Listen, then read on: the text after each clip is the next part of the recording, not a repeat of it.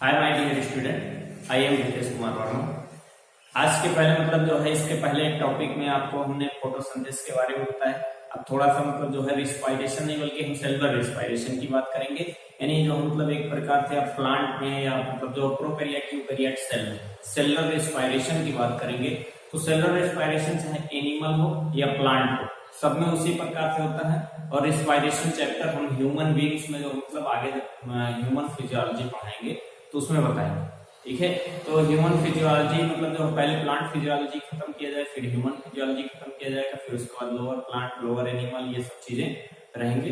तो इन चीजों को जो पढ़ने के लिए एक सीक्वेंस में आप पढ़ते रहिए और थोड़ा थोड़ा करके जो पढ़ते रहेंगे और ये विश्वास मानिए कि हम कंप्लीट बायोलॉजी आपको देंगे जो टीजीटी, पीजीटी, एमएससी, बीएससी कहीं का भी होगा। ठीक है, नीट वगैरह से जो भी आपके जो नीट टेस्ट आप देते हैं, नेट वाला टेस्ट देते हैं जो है उन सब में जो क्वेश्चन आपको यहाँ से मिलेगा हेल्प। ठीक है, थोड़ा सा जो उसके लिए जो CSRI नेट होता है उसके लिए थोड़ा सा और डीपली जाना पड़ेगा। फिलहाल उन सब चीजों की क्लासें हम बाद में चलाएंगे। अभी आपको हम जो यहाँ पर जो है टीजीटी, पीजीटी, केबीएस, एमबीएस और जो बीएससी, एमएससी में जो भी आप पढ़ते हैं उसके कॉन्सेप्चुअल लेवल जो कॉन्सेप्ट आपको दे। ठीक है, तो आप इन चीजों को जो है ध्यान से पढ़िए, मेहनत करिए। जब तक जो है आप ध्यान से नहीं पढ़ेंगे, जब तक जो अच्छे प्रकार से मेहनत नहीं करेंगे तब तक कुछ नहीं हो सकता। क्योंकि जो है बिना मेहनत के कोई सफलता नहीं मिल सकती। ठीक है, तो हम जो बात करते हैं अधिक टाइम ना लेते हुए हम आते हैं आपको जो बताते हैं कि सेलुलर रिस्पायरेशन क्या।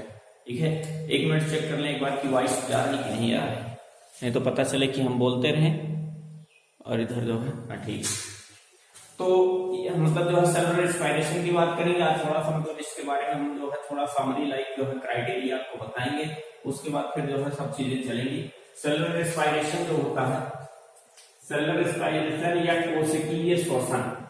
ठीक है, यानी किसी कोशिका के अंदर श्वसन की जो प्रक्रिया होती है किस प्रकार से श्वसन करते हैं। ठीक है, तो कोशिकीय श्वसन की बात हम करते हैं। कोशिकीय श्वसन में जैसे कि हम ये देख सकते हैं कि जो ऑर्गेनिज्म होते हैं ये जो जीव होते हैं वो दो प्रकार के हो सकते हैं। एक ऑटोट्रॉपिक हो सकते हैं। ऑटोट्रॉपिक का ऐसे जो एनिमल जो खुद अपने भोजन का फॉर्मेशन करते हो, और एक हेटेरोट्रॉपिक हो सकते हैं। ठीक है, जो ऑटोट्रॉप से फूड मटेरियल प्राप्त करते हैं। तो ऑटोट्रॉपिक के द्वारा जो भोजन बनाया जाता है इसे जीपीपी कहा जाता है, और जो इनसे बचता है उसे एनपीपी कहा है। जीपीपी का होता है ग्रास प्राइमरी प्रोडक्ट, यानी इनके द्वारा जितने भी भोजन का फॉर्मेशन, जितने फूड मटेरियल का फॉर्मेशन किया जाएगा किसी हरे पौधे द्वारा वो कहलाए ग्रास प्राइमरी प्रोडक्ट। ठीक है, यह सकल जो है सकल कुल उत्पाद करके जो है टोटल उत्पाद या कुल उत्पाद की मात्रा। ठीक है, अब वो जो ऑटोट्रॉप्स होंगे वो भी तो रिस्पायरेशन करेंगे, वो भी तो श्वसन करेंगे, वो भी तो जीवित रहेंगे। तो जीवित रहने के लिए उनको जो श्वसन करने के लिए जितना वो भोजन बनाएंगे उसमें से कुछ ना कुछ यूज करेंगे। ठीक है, यानी रिस्पायरेशन के थ्रू जो यूज कर रहे हैं वही चीज यहाँ पे दिखाई गई आर फॉर रिस्पायरेशन। ठीक है, तो जो है जीपीपी में से रिस्पायरेशन को घटा दिया गया, यानी ग्रास प्राइमरी प्रोडक्ट में से सकल कुल उत्पाद में से जो है सकल उत्पाद में से जो प्राइमरी जो रिस्पायरेशन को घटा देते हैं तो हमें प्राप्त होता है एनपीपी। ठीक है, net primary product, net primary product, net primary product बचता है। यही हमें जो उससे लाभ होता है। और ये प्रोसेस किसके द्वारा किया जाता है? प्रोड्यूसर के द्वारा, यानी उत्पादक में ये प्रोसेस होता है। वहीं पे हेटेरोट्रॉप्स जो होते हैं, हेटेरोट्रॉप्स वैसे जो कंज्यूमर होते हैं, उपभोक्ता होते हैं, उन्हें हेटेरोट्रॉप्स कहा जाता है। और हेटेरोट्रॉप्स को क्या मिलता है? एनपीपी। ठीक है, यानी नेट प्राइमरी प्रोडक्ट मिलता है और उसे नेट प्राइमरी प्रोडक्ट का यूज करते हैं और यूज करके जो है फूड मटेरियल प्राप्त करते हैं या भोजन प्राप्त करते हैं, या आप ये कह सकते हैं कि मतलब जो है ऊर्जा प्राप्त करते हैं। तो ये तो जो मतलब ऑर्गेनिज्म बेस्ड मतलब ऑर्गेनिज्म किस प्रकार के हो सकते हैं, कौन सा जो मतलब उत्पाद उन्हें मिल रहा है, ठीक है। प्लांट जो होते हैं, प्लांट को कहा जाता है फोटो ऑटोलिथोट्रॉप्स। जो आप जो मतलब ऑटोट्रॉप्स केवल कहते हैं, तो ये नहीं, फोटो ऑटोलिथोट्रॉप्स कहा जाता है प्लांट वाला। और जो एनिमल्स होते हैं, जो हेट्रोट्रॉप्स होते हैं, इन्हें कीमो ऑर्गेनो हेट्रोट्रॉप्स कहा जाता है, ठीक है। कीमो ऑर्गेनो हेट्रोट्रॉप्स कहा जाता है। तो ये तो मतलब जो है प्लांटों को और एनिमल को कहा जाता है। इस प्रकार के कभी कभी ऐसे क्वेश्चन ऑप्शन में दे देते हैं, तो इस पे मतलब जो है सोचने की बात यही चीज है कि जो मतलब इन्हें क्या कहा जाता है, इन्हें क्या कहा जाता है, फोटो ऑटोलिथोट्रॉप्स प्लांट को कहा जाता है, फोटो ऑर्गेनो और मतलब हेट्रोट्रॉप्स कैसे कहा जाता है, एनिमल को कहा जाता है, ठीक। रिस्पायरेशन का टाइप अगर हम देखें किस बेस पर, on the basis of substrate molecule, क्या है कि उसमें जो उत्पादक पदार्थ है, जो मतलब सबस्ट्रेट का मतलब जो दहन होने वाला पदार्थ है जिससे हमें ऊर्जा लेनी है, उस पदार्थ के अकॉर्डिंग अगर हम देखेंगे तो हमारा जो मतलब क्या होता है, रिस्पायरेशन टू टाइप होता है। एक फ्लोटिंग और नॉर्मल रिस्पायरेशन, फ्लोटिंग और नॉर्मल रिस्पायरेशन, ये जो मतलब आप कह सकते हैं दो प्रकार का, ठीक है। जैसे दो प्रकार के मतलब सबस्ट्रेट के आधार पर होते हैं, तो रिस्पायरेशन मतलब जो है, जो रिस्पायरेशन हमको मिल रहा है इस प्रकार से, ठीक है। रिस्पायरेटरी सबस्ट्रेट इसमें क्या होता है, ग्लूकोज या कुछ मात्रा में फैट होते हैं। तो आप ये कह सकते हैं कि जो मतलब ग्लूकोज होता है, नॉर्मली रूप से रिस्पायरेशन का ही प्रोसेस करवाता है। तो ग्लूकोज जो है अगर है तो नॉर्मल कहा जाए, ठीक है। लेकिन अगर प्रोटोप्लाज्मिक रिस्पायरेशन की बात करें, दूसरा प्रोटोप्लाज्मिक रिस्पायरेशन। अब प्रोटोप्लाज्मिक क्या है, प्रोटोप्लाज्मिक का मतलब प्रोटोप्लाज्म के फॉर्मेशन में जो भी मॉलिक्यूल हैं, उन मॉलिक्यूलों का अगर यूज हो रहा है तो हमारे बॉडी के लिए हानि हो रही है ना। जैसे फास्टिंग कंडीशन में इन सब चीजों में क्या होता है, मतलब जो है हम भोजन नहीं करते तो ग्लूकोज मॉलिक्यूल हमारे शरीर में कम होता है, ठीक है। ग्लूकोज जब कम होगा तो उस समय जो है मतलब प्रोटीन और फैट को जो है तोड़ा जो हमारे साइटोप्लाज्म में या प्रोटोप्लाज्म में प्रेजेंट रहेंगे, उस प्रकार के रिस्पायरेशन को क्या कहा जाता है, प्रोटोप्लाज्मिक रिस्पायरेशन।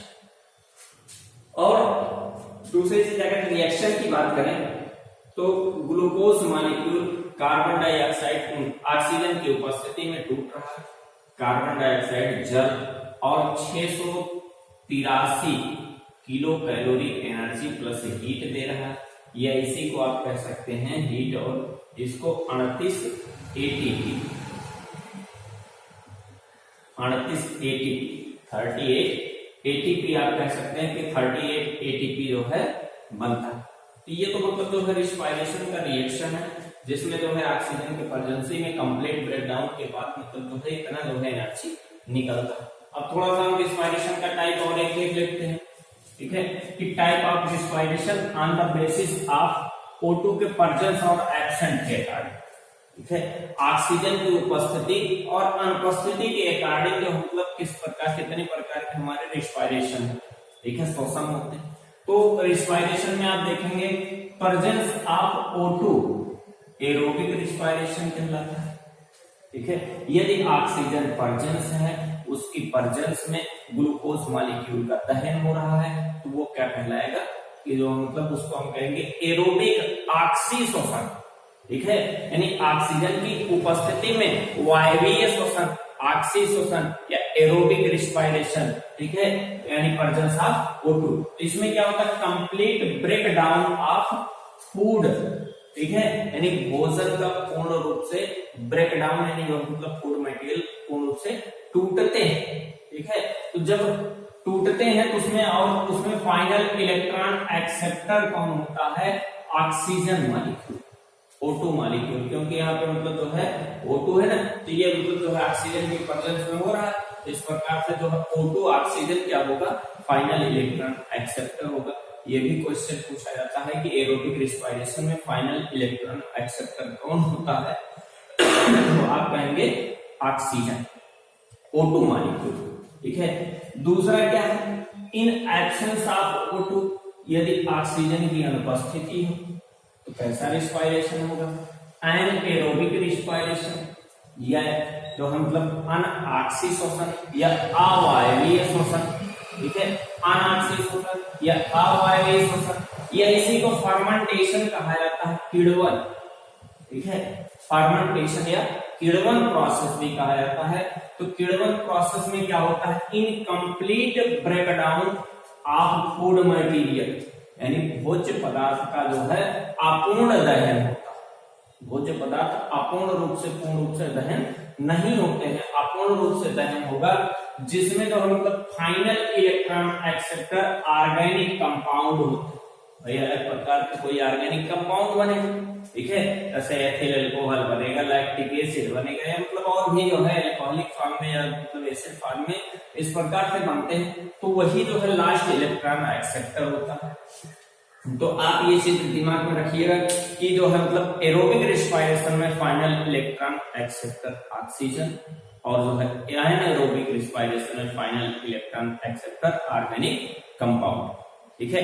यह वायवीय श्वसन में जो है अंतिम इलेक्ट्रॉन ग्राही ऑक्सीजन होता है, अवायवीय श्वसन में जो है अंतिम इलेक्ट्रॉन ग्राही कार्बनिक कंपाउंड या कार्बनिक यौगिक होते हैं, ठीक। थोड़ा सा जो है स्टेप ऑफ एरोबिक रिस्पायरेशन का देख सकते हैं, तो जो है एरोबिक रिस्पायरेशन में कौन कौन सा स्टेप होता है। पहला स्टेप होता है ग्लाइकोलाइसिस, दूसरा स्टेप होता है ऑक्सीडेटिव डीकार्बोक्सिलेशन या लिंक रिएक्शन या गेटवे पाथवे कहा जाता है, ठीक है। तीसरा वाला पॉइंट होता है क्रेब्स चक्र या क्रेब्स साइकिल।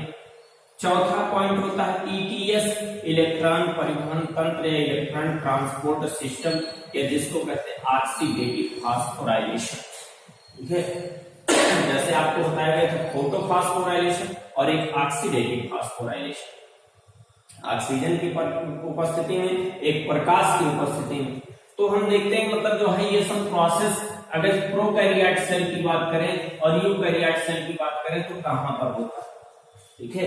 तो जैसे ग्लाइकोलाइसिस जो प्रोसेस होता है वो चाहे प्रोकैरियोट हो या यूकैरियोट हो, साइटोसॉल में होता है या कोशा द्रव्य में होता है, कोशा द्रव्य में।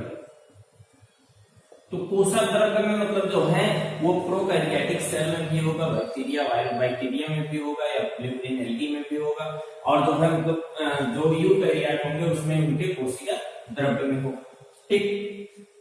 ऑक्सीडेटिव फास्फोराइलेशन, ऑक्सीडेटिव फास्फोराइलेशन या लिंक रिएक्शन, जहां पर पाइरुविक एसिड से जो है मतलब जो है क्या बनता है, एसिटिल कोएंजाइम ए बनता है, या गेटवे पाथवे, गेटवे पाथवे, ये जो मतलब प्रोकैरियोट सेल में साइटोसॉल में होता है, ठीक है, और यूकैरियोट सेल में माइटोकॉन्ड्रियल मैट्रिक्स में होता है, ठीक है, माइटोकॉन्ड्रिया के मैट्रिक्स में होता है, और यहाँ पर साइटोसॉल में होता है, गेटवे पाथवे। क्रेब्स साइकिल या क्रेब्स चक्र जो होता है, क्रेब्स चक्र, ये जो मतलब प्रोकैरियोटिक कोशिका के साइटोसॉल में होता है और यूकैरियोटिक कोशिका के माइटोकॉन्ड्रियल मैट्रिक्स में होता है, ठीक है, माइटोकॉन्ड्रियल मैट्रिक्स में होता है। फिर इलेक्ट्रॉन ट्रांसपोर्ट सिस्टम या इलेक्ट्रॉन परिवहन तंत्र या ऑक्सीडेटिव फास्फोराइलेशन, ऑक्सीडेटिव फास्फोराइलेशन, ये बैक्टीरिया में पाया जाता है मीसोसोम, इसे एनालॉगस ऑफ माइटोकॉन्ड्रिया कहा जाता है, माइटोकॉन्ड्रिया के एनालॉगस होता है।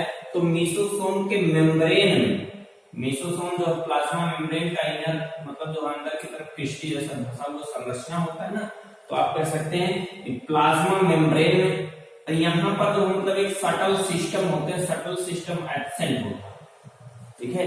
सटल सिस्टम वगैरह मतलब आपको आगे बताया जाएगा कि सटल सिस्टम क्या है। तो सटल सिस्टम एब्सेंट होता है, इसलिए यहाँ पर जो है टोटल एटीपी का नंबर 38 एटीपी बनता है। यहाँ पर जो मतलब 38 ही बनेगा, सटल सिस्टम एब्सेंट है। तो इस प्रकार से मतलब एक कंप्लीट मतलब जो है आप कह सकते हैं breakdown of complete food material से जो है 38 एटीपी बनेगा। यहाँ पे क्या है, यूकैरियोट में इनर माइटोकॉन्ड्रियल मेम्ब्रेन में होता है और सटल सिस्टम यहाँ परसेंट होते हैं, इसलिए यहाँ पर 38 एटीपी बनता है और 36 एटीपी भी बनता है, ठीक है, क्या होता है 38 एटीपी भी बनता है और 36 एटीपी भी बनता है, तो दोनों कंडीशन हो सकते हैं। तो इस सिस्टम में मतलब जो है शटल सिस्टम जब आपको उसमें बताएंगे आगे, तो वहां पे जो मतलब बताया जाएगा। इसके बाद थोड़ा सा हम आपको समरी जो मतलब आगे टॉपिक में आगे जो मतलब लेक्चर में आपको बताएंगे कि जो मतलब किस प्रकार से ग्लाइकोलाइसिस हो रहा है, कैसे उसमें एटीपी निकल रहा है, इसका पूरा समरी लाइक एक बार बताया जाएगा। उसके बाद फिर आपको जो मतलब डिटेल टाइप में पॉइंट वाइज जो है बताया जाएगा। तो आज का क्लास हमारा यहीं तक, ठीक है। आगे नेक्स्ट क्लास में आपसे हम मिलते हैं फिर जो हम मतलब रिस्पायरेशन लेकर के। तब तक के लिए थैंक यू, जय हिंद।